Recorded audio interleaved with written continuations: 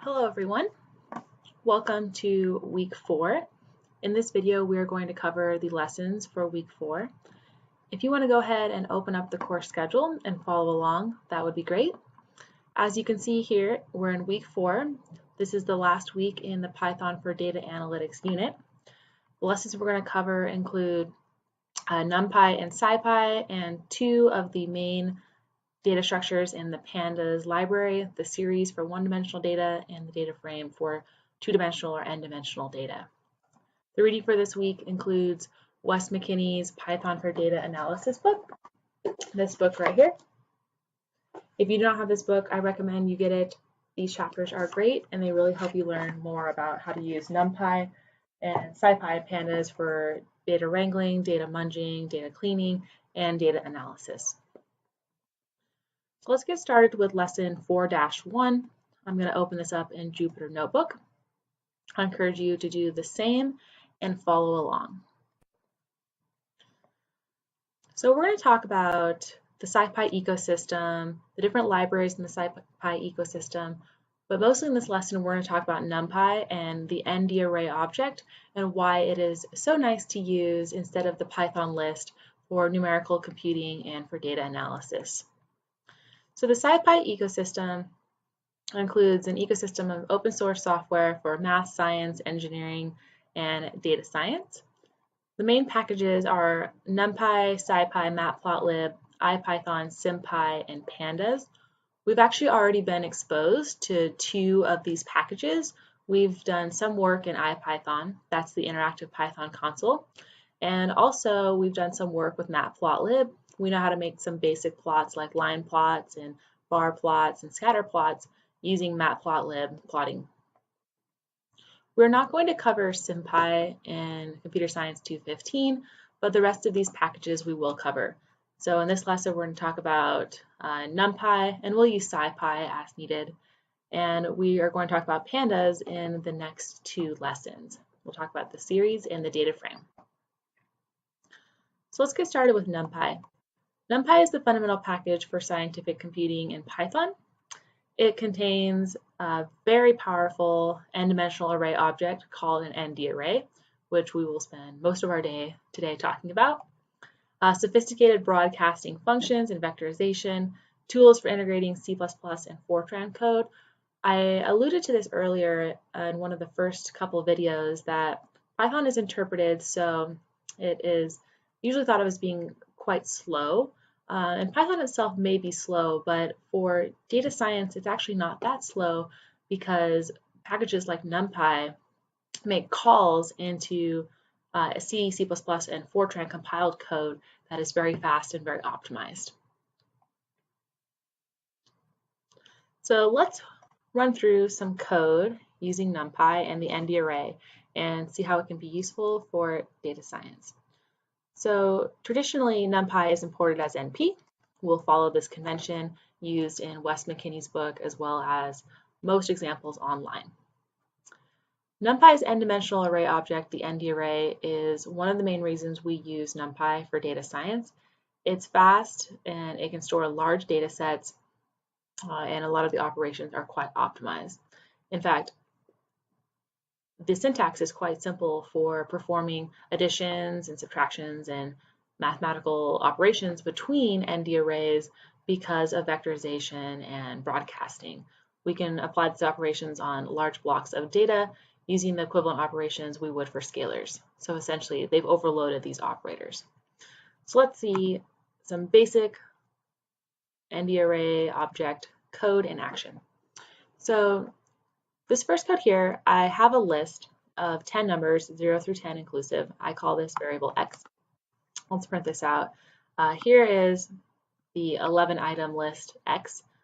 Very similar to what we've been using in class so far. Nothing new here. However, on this next line, I'm going to convert x from a list to an ND array using the NumPy function array. And now when I print this out, you can see the format is a little bit different. So the values are the same, 0 through 10 inclusive, but the output looks a little bit different spacing and no commas. So the differences here may not appear to be obvious, but we're going to start to see the differences between the ND array object and list object here shortly. So here in this code snippet, I have a nested list X. So it's a 2-item list where each item in the list is a 3-item list. And let's print out X.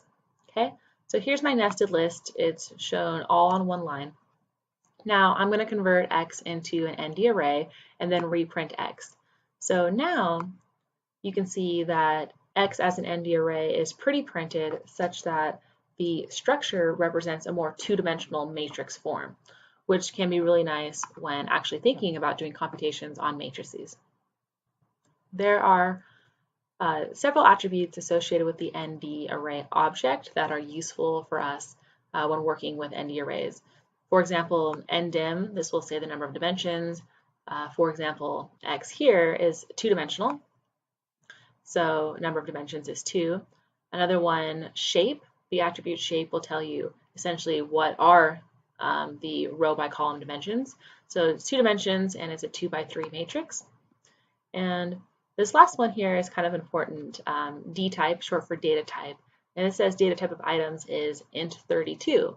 Now with Python lists, we can mix the types in our list data structure. With an ND array, all of the items in the ND array have to be of the same type. So on this next line here, I'm going to convert X into a floating point ND array, and then print out again and print out that attribute D type, and see that now there's a decimal point denoting these are no longer integers, these are floats, as confirmed by the D type attribute float64. Let's take a look at some NumPy functions that are really nice for making or initializing arrays. So arange is NumPy's version of the built-in Python function range. It works quite similarly. So first value is inclusive, last value is exclusive. If you omit a stopping value, if you omit a starting value, then it's assumed to be 0. So let's run this code. And here we see 0 through 10 inclusive, and here we see 0 through 9 inclusive. Now, maybe we don't want our numbers to be arranged in a counting order. Instead, we want them to be maybe all ones or all zeros or all of a certain number. So the ones will give you whatever shape you put in here.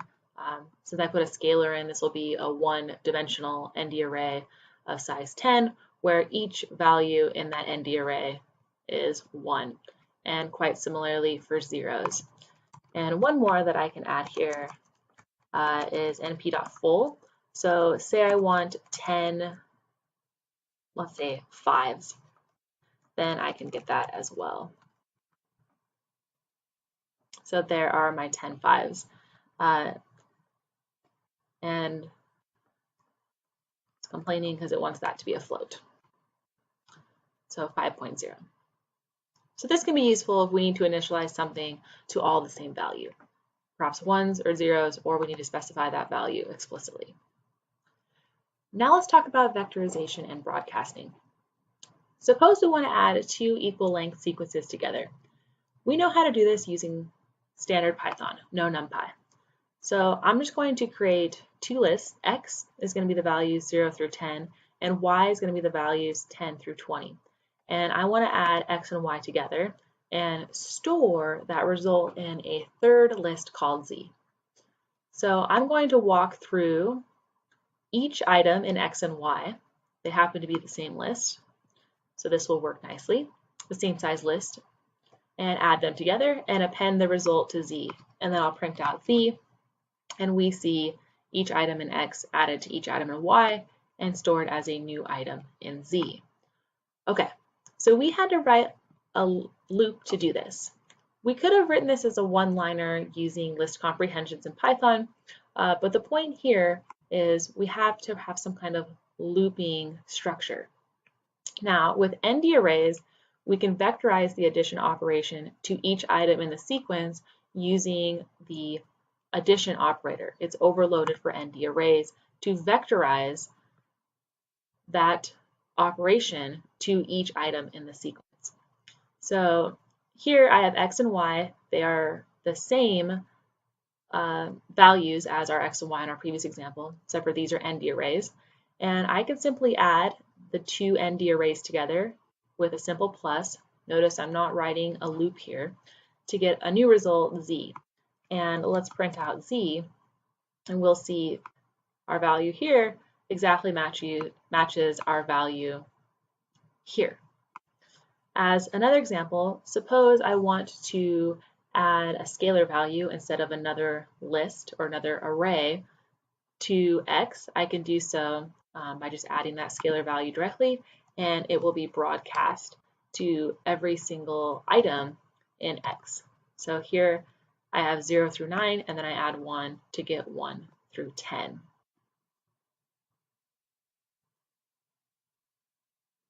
So this was kind of a nice example here to allude to broadcasting. Operations between differently sized arrays is called broadcasting. For example, we can broadcast a scalar, such as an array of length 1 operation, to each item in an array. So here I have, I can change this to be 11 numbers, 0 through 10, and I want to multiply each one of those by 2. Well, I can multiply x by another list of one item, 2, and that 2 will be broadcast to each item in the list x. So that will essentially double all of my values in x. So we've seen some mathematical operations being vectorized and broadcast, such as addition and multiplication, but we can also vectorize relational operators and logical operators. So let's take a look at two examples here with relational and logical operators. So here I have a list called mnames. It is typecast to an array, and it stores the 6 names Mary, Michael, Margaret, Mary, Marcus, and Molly. And notice how Mary is repeated twice. And I have a parallel array, mages, that stores the age for each one of these names. And they are positional in these two parallel arrays. So at index position 0, the name is Mary, and Mary's age is index position 0 in the mages array, 28. So these are equal length lists. Now, I'm going to make a Boolean array by finding out each item in mnames, is it equivalent to Mary? So for the first item, this would be true, false, false, true, false, false. So let's print out and see what this looks like. So here's my original mnames array, and here's my Boolean array, where my Boolean array, each item is true if in mnames the name is Mary. So these are parallel as well. So Mary, true. Michael, false. Margaret, false. Mary, true. Marcus, Molly, false, false. Now I can use this Boolean array to index into my original list at those positions to essentially select values. So I want to get the ages of only those names in mnames that is essentially Mary. So that will give me 28 and 34, the 2-item list. So where we have true is at index position 0, 0, and 3. And in mages, grab 0 and 3 to get 28 and 34. We can do the same thing with logical operators and, or, and not.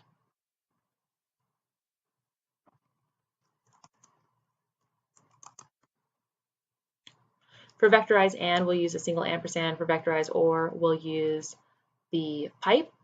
We will not use the words and or like we do in Python. For Boolean arrays, they will not work. So working with the same example, suppose we want an array, Boolean array for Mary or Marcus. So here is our vectorized or.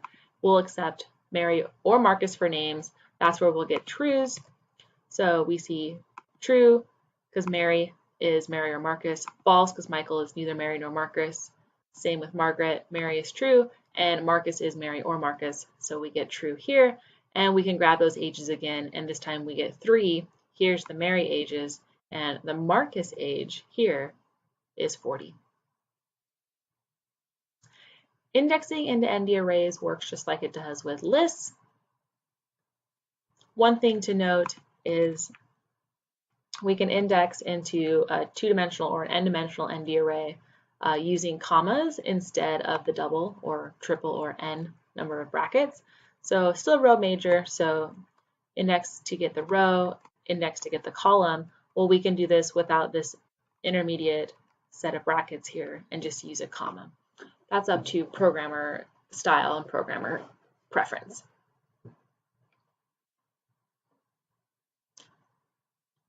Okay, so ND arrays are mutable, so we can change them. If we need to update them, we can do so with assignment.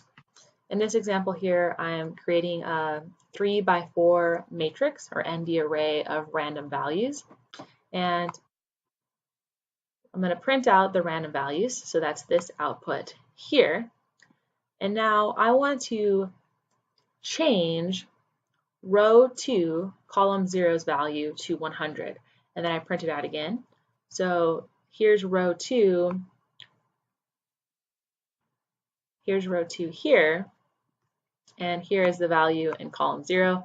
This used to be 0.47. Now this is 100. And another thing that's useful with assignment is we can do assignment with Boolean arrays. So say I want to find out which values in my random data, my 3x4 matrix of random data, are negative. Okay, so I'm going to assign to a 3x4 Boolean array called negatives true when the random data is less than 0 at that same position. So for example, in my first row here, only the third item in position 2 is negative. So that's why I have a true here. Now I can use this to assign all of the negative values in my original rand data 3x4 ND array to 0 instead of their negative values. So here, with our same example, the third item in the first row was negative, and now I have set that to 0. So everywhere in my negatives Boolean array, I have a true. The same positions in in rand data will now be set to 0. Very cool. Slicing works similar to lists in terms of using the colon operator. First value is inclusive, second value is exclusive. But one thing that is very, very, very important to note is when you take a slice of a Python list, you get a copy of that list. When you take a slice of an ND array, you do not get a copy, you get a view of the ND array, which means any changes to a variable, a reference, that refers to a slice of an ND array will in fact modify the object in memory. A slice is an alias, in other words, for the original ND array object. So let's take a look at an example here that's going to walk through this. So I have a list called xlist. I print it out here. So these are the values 0 through 9 inclusive. And then I'm going to take a slice of xlist from position 3 to 6 inclusive. So that gives me the values 3 through 6. And I'm going to call this sublist chunk. Now, chunk is a copy of the values in xlist. So when I change the first value in chunk to 50, and then I print chunk back out, I see 3 becomes 50. But if I print out xlist again, that 3 did not become 50 in xlist because these are two separate objects in memory. So to reiterate, when you take a slice of a list, a Python list, you get a copy, not a view. Now let's rework the same example using ND arrays. So here I have X, which is an ND array of 10 items, 0 through 9. We'll print it out. That is the output here. And now I take a chunk. This is the same chunk, same slice as in the previous example, but this time chunk is a view, not a copy. So print out chunk, I get 3, 4, 5, 6, just like I do in the list example. Then I'm going to set the first value of chunk to 50, and I print out chunk again. I get 5456, just like I do in my list example. But now, when I print out x, we actually see that change via chunk changed the ND array x. So the 3 became 50, which is contrary to what happened in our list example. So this can trip you up sometimes. Be aware that when you take a slice of an ND array, it is a view, not a copy. And this is another example down here of broadcasting with slices. So say I have same variable x, ND array of these values here. And I change the values from 2 through 5, so this would be 3 values, 2, 3, and 4 positions, to 100. Then 100 is going to be broadcast to each one of those index positions, forming a sublist of the original list X. So in some cases, you may want a copy of an ND array instead of a view. In some cases, perhaps in sorting, this might be the case, where you want to have a copy instead of an original view. So you can do so with the method copy. So here, I take a slice of x from 3 to 7, and I make a copy of it. So now chunk is no longer a view, it is a copy of a new object in memory. And we run this code, and we see that we modify the first value in chunk to be 50 instead of 3, but we print out the original ND array x, and that 3 is still there. A few more topics to cover about ND arrays, reshaping and transposing. In this example here, I have a one-dimensional list of 10 numbers, but I may want to rearrange this one-dimensional list such that it's a two-dimensional matrix.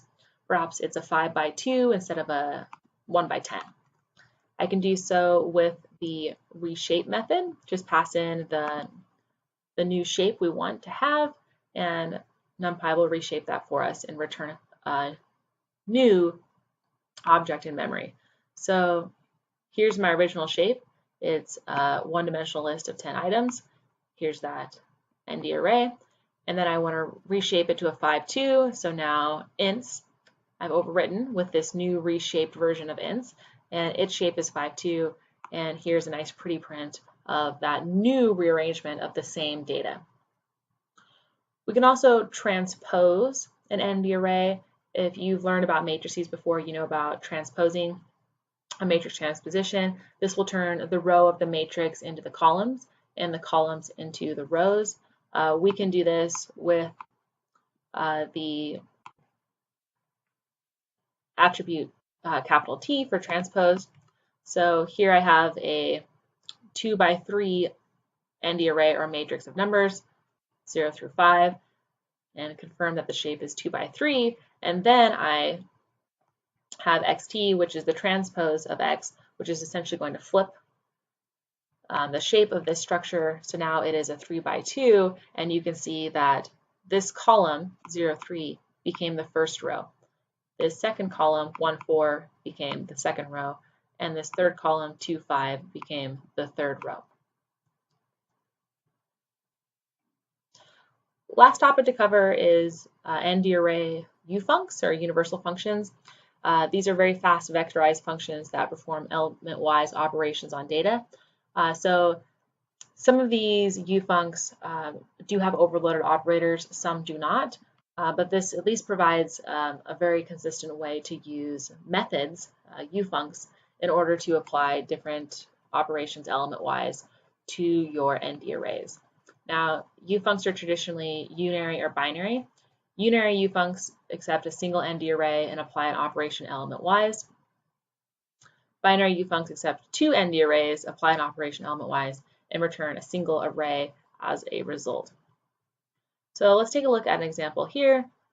Example we've seen quite frequently now. Let's have a one-dimensional ND array, values 0 through 9, stored in nums, and I want to apply the unary ufunc square root that will apply the square root function to each item in nums and return a new ND array.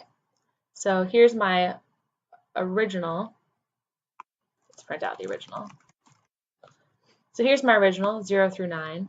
And then I apply square root to each one of these. So for example, let's do 4. Square root of 4 is 2. We can see that there. We can also do this to n-dimensional ND arrays. So here I'm going to generate a 4x4 matrix of random values, and we print out those random values here. And now I want to take the absolute value of each item in my random 4x4 matrix, and that will generate a new ND array, which is return. So take the absolute value for each item element-wise, and let's see, here's a negative value. Negative 0.1 becomes positive 0.1. A few examples for binary ufuncs. Here I have nums again, but this one's smaller, only 5 items, 0 through 4. We'll print it out for good measure. And then I'm going to make a one-dimensional ND array of 5 values, and each value is going to be the floating point number 2.0. And this represents the element-wise power I want to raise each item in nums2. So I want to raise 0 to the power of 2, 1 to the power of 2, 2 to the power of 2, 3 to the power of 2, and 4 to the power of 2. So essentially, I'm going to square each item in nums. So print out nums raised to powers, and I get each one of those squared. Now, I have a note here. I could simply have just said 2, and the 2 would have been broadcast. I show this example here because, say for some reason that last item, say power sub -1, I want that to be cubed, and then I will be cubing 4 instead of squaring it. So this could be useful depending on the context if you don't want to apply the same scalar power to each one of your items in your ND array. Instead, you want it to be dependent on its position. The last example I have here is I have another ND array, one-dimensional. It is the same as nums, but I'm adding 1 each time. So it's just 1 further, or 1 higher. And I'm going to take the power of nums raised to nums2. So here I'm explicitly showing different values that I want my base to be raised to. Excuse me. Excuse me. So another binary ufunc that I'd like to show you is maximum and also minimum. So element-wise maximum comparison. So here I have 2 ND arrays, nums and nums2. I'll just print it out here so you can see it. So nums and nums2, and I want to take the maximum between each position.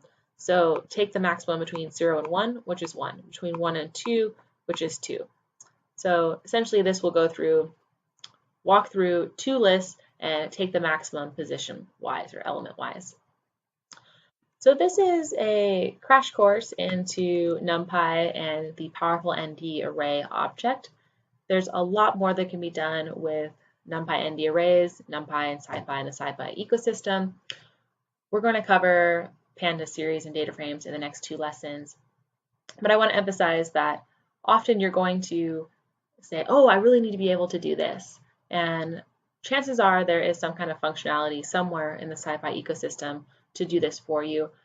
I highly recommend that you do some searching and see if you can use that functionality, because these are very fast, very well tested algorithms that are implemented in the SciPy ecosystem. And when working with large data sets, which will be the case for many of your data analytics systems and algorithms, you want to have your code be as optimal, fast, and also correct as possible. But for good practice, it's always great to implement some of the algorithms yourself. Definitely a trade-off between learning and transitioning to making some large-scale data analytics systems.